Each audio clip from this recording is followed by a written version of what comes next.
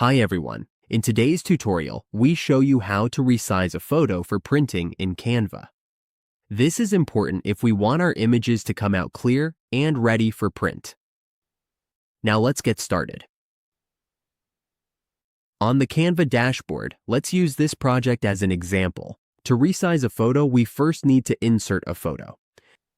Click on Elements, then click on Photos. Here, we can choose from different photos. Let's go with this butterfly photo. To resize it, all we need to do is click and drag a corner. We can also move it around. We can stretch it sideways or downwards, depending on what we need. We can adjust the photo any way we like. So how do we resize it exactly?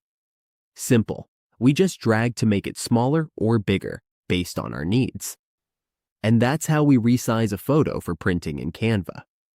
With just a few adjustments, our images are high quality and ready to print.